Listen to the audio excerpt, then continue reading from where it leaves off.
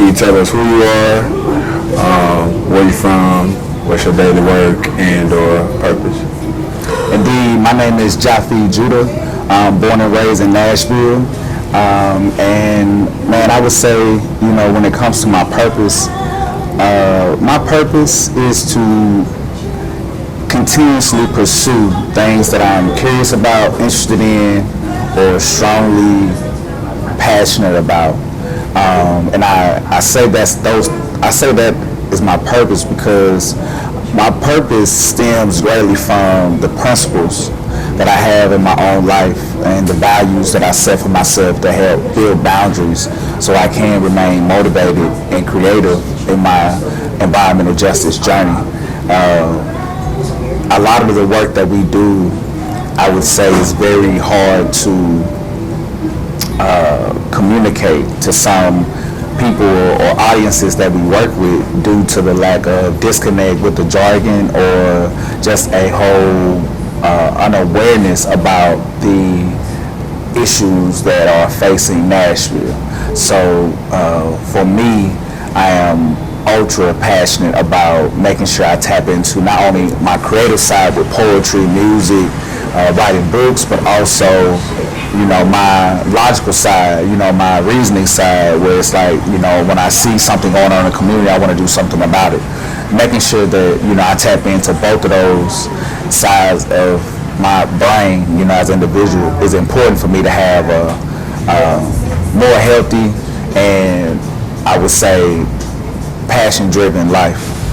We do a lot of work with the Nashville Food Project, and through our partnerships, we're able to get access to that space and bring more people from the community in this space and have these tough discussions about the intersectional issues of trash and crime, the importance of land access, and how we can work as a community to collectively not only build power, but build a conscience around healthy living, healthy eating, healthy people, right? Healthy community is what we're striving for sure. Mm-hmm. Indeed, and you spoke on your creativity. All right, so you're an author, artist, entrepreneur, right? And all of those things are embodied. They embody the authenticity. They embody the revolutionary. You see all of those things funneling into Earth Day in the Hood, right? Mm-hmm. Can you tell us a little bit about how your creativity, right? Whether it be writing, whether it be performing, right? In the revolutionary side of Jaffee, can you tell us how that plays into your present day street healing work? How that plays into what you do with Recycle and Reinvest and everything? Man, so it plays a more, I would say, prominent role now than it did when I was younger. A lot of my work, whether it be music, and we're creating songs like The Soul Soldier, it'll be a poem, and it's, revolutionary but gangster, RBG, Rise, Build, Grow, or whether that's through film, right? And we're striving to tell a story on certain things and bring people together, right? I feel like the way that plays a bigger role now, it plays a bigger role because I feel like as I was striving to figure out ways to be more inclusive, as I was striving to figure out ways to be more, have more trust with the relationships that I engage in with people, as I was striving to figure out what are the relationships that I should trust, right? What is a just relationship? And when it came to bringing people together and understanding how to work from the bottom up, all these different principles reflected in the Hamar's principles. And, with the struggles that we have and we face in Nashville, they were very similar to, what they were doing in Hamar's Mexico and with their liberation struggle, right? When it came to different environmental pollution, things that were plaguing that community. As here in Nashville, North Nashville, you'll see issues with landfills, you'll see issues with access to healthy food options, you'll see issues with violence in the community. And a lot of those things are interconnected, from other issues that roll into environmental racism. So I would say just figuring out a way to channel how I wanted to speak for myself and speak for my community. Those principles played a huge role in figuring out how to start those conversations and stay consistent with it in a very sustainable approach. Nashville is a space where over 50% of youth will have at least 10 minutes of walking space with St. Paul. Like statistics, you get what I'm saying? So like, when we talk about community safety, people don't even feel safe to come outside. So Recycle Reinvest is like a cousin organization. We work alongside all other organizations, right? But we lead the charge on environmental responsibility. We lead the charge on workforce development programs for the youth, where we pay them to plant trees and get hands-on experience in a whole different field that can, be paired with the traditional path, whether it be. Indeed. And we hear Nashville a lot. That's where we born and raised, right? Mm-hmm. So that obviously tailor-makes the story, right? This is a two-part question. The more we've heard you speak, right? Can you tell us, one, what are some of your earliest memories of having pride in Nashville? And the part B of that question is, can you tell us some of the earliest or present memories where you see being marginalized or the environmental racism or you're fighting environmental justice? Can you tell us specifically memories and moments that impacted you that sit on you still to this day? I can, and I think I want to approach that answer from the second to the first, because the second to the first is why I do the work now. And what I mean by that is the issues that are in the South Nashville when it comes to no grocery store. Most people in that neighborhood have to drive at least 20 minutes to the nearest grocery store. But a majority of those people deal with mobility issues to where they have to take the bus or take some other form of transportation. And with the lack of transportation and the lack of, grocery stores in that area and an influx of, trash that we see in the front yards and the sideways, those things, I would say, not only made me want to do something in the community, but also they made me want to do something in the community because I remember the type of community I came from, right? Going back into some of the earliest moments that I remember, man, I would say was like back in 99, 98, to be honest, when like the Titans was like the truth and like they went to the Super Bowl, but they lost. But when they lost the Super Bowl, we didn't even care. Like, it was just the fact that they went, and it was like, the whole energy, like there wasn't the bus station that we have now. Like the bus station was completely different. Like the malls wasn't closed. Like we had 4 malls. We had Hickory Hollow Mall, Opry Mills Mall, Rivergate Mall, Green Hills Mall. Like, and just the level of camaraderie when if a person was from Nashville, it wasn't nothing about, it wasn't as gang infested as it is now. You know what I'm saying? It's more gang infested. I feel like hip hop has played a role in highlighting, I feel like, the negative parts of us in the city. But also hip hop has a way of highlighting, but because of mainstream media, it don't really get pushed as often. So it was important to us that we not focus on who's pushing us, but develop the infrastructure and create our own community and build up our own communities and build our own systems. And as we were doing that, we were able to create collectively a more eco-conscious Nashville, and which is something that I want to see more today that I haven't seen in the past. But the inspiration behind it comes from the days of camaraderie with my friends growing up in Nashville, going to Cleveland Park, and just going up to, it's called Sam Libby, but like it's back in the day it's called Cellar Court. You know what I'm saying? Like, there were times where we would just be at grandmama's house and the food truck, the meat truck would be up the street. You know what I'm saying? We might go get some meat and come back down to the house. That was another thing. Like, we had a meat truck. We didn't even got that no more. Just I want to be a part of the movement that's changing that narrative, but also influencing those systems and how they operate and who they include, right? Because oftentimes they don't include black people or brown people or brown neighborhoods. The soldiers are back. We hear the block. Thank you, bro. You hear the block? He said, "Did you hear the block?" Just hear the block, man. True reflection of community. Block Hill, Block Hill. There they go, the sellers.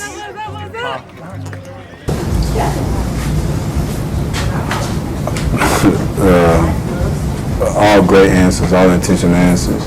All right, I heard you say influence. I heard you say movement. I heard you say inspiring, right? I heard you say infrastructure, which leads us into the question of Recycle and Reinvest in the Earth Day in the Hood campaign.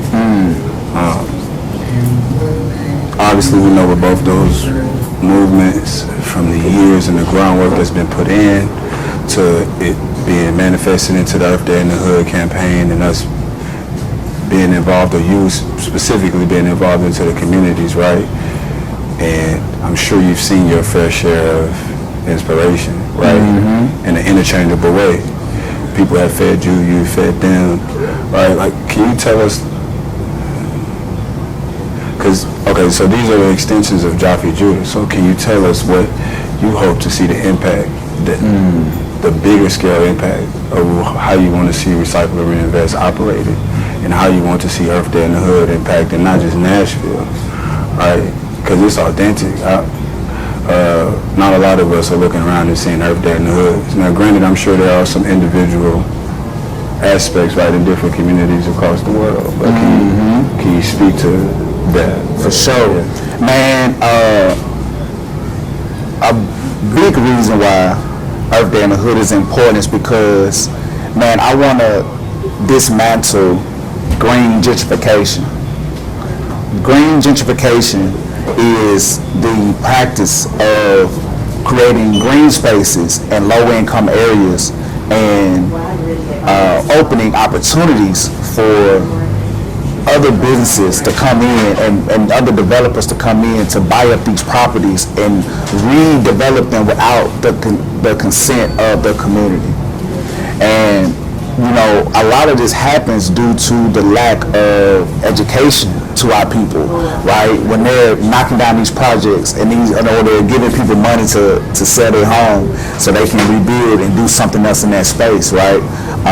In the past, we've seen a lot of white-led sustainability organizations kind of control the narrative and be the influence on how the city is developed.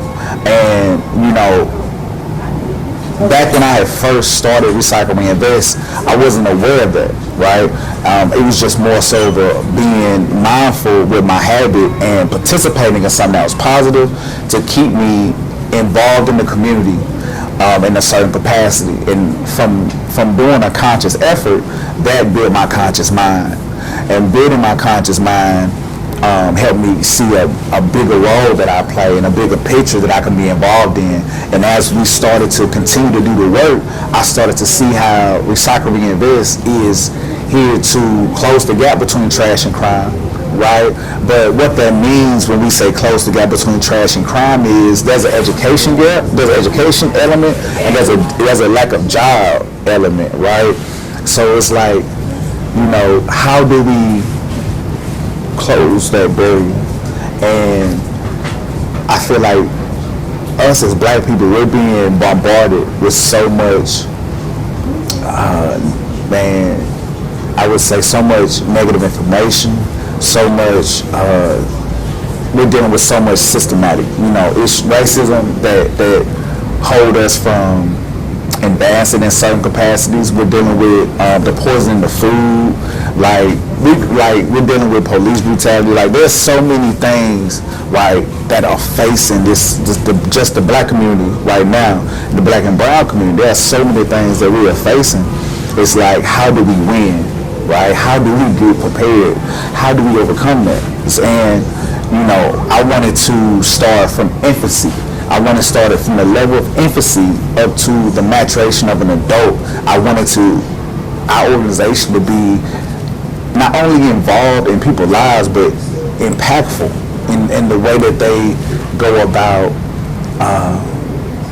experiencing and responding to life. So, another part of Earth Day in the Hood is a moment when we celebrate the youth. We have an art contest this year where you in grades 3rd through 12. Yes, keep coming in, keep coming in, keep coming in. And now, have a seat. Keep coming in, we're about to get started. So, Recycle Reinvest, we have not only created Earth Day in the Hood, but we also create the events. We also develop, B4L, which is a artist-led advocacy group that focuses on using their art to raise awareness about environmental racism. And we also, do town halls, and we've led many different initiatives. One of our initiatives that we're most proud of is the Heal the Block initiative, right? Where we go into communities and not only just pick up litter, but we also educate them about the environmental racism that they're dealing with in that space and how they can be involved. So what we've been committed to doing is leading litter pickups in South Nashville and building up community members in that space to generals, to where they could lead their own cleanups or lead their own initiatives, right, with the support of Recycle Reinvest. And that's what we want to keep doing. We want Recycle Reinvest to be a stepping stone where people either can get their start or help nurture where you currently are on your journey and continue to grow and continue to blossom. It's an issue that I feel like should not just be limited to academic studies. I think that this is a topic that we can approach from any level, whether it be, the youth with Earth Day in the Hood, or whether it be with young adults with the Soil Soldiers and introducing them to urban forestry, or whether they be, them being involved in advocacy work with B4L, and any capacity that you could be involved, I think, is important, because I think once people get more involved with changing what's happening in Nashville, I feel like their perspective and how they feel about Nashville will also change. You also have another program called B4L. What does that stand for, and talk to me about that? Man, so B4L is our artist-led hip-hop advocacy movement, right, that is focused on using their arts as a way to raise awareness about environmental racism. A lot of the members in B4L, as such as myself, we work a 9-to-5, but as well as working a 9-to-5, we find time to go into these communities, embracing the Hermes principles, right? The Hermes principles are a set of democratic values that help us remain inclusive, help us to remain centering the voice of the community, making sure that we're moving with an intent that our, I would say, ancestors of environmental justice kind of set before us, and making sure that we're honoring those values as we walk into these communities and have these conversations and create these platforms like B4L, which is an acronym for Bang for Liberation. Bang for Liberation is a eco-conscious hip-hop movement here in Nashville that is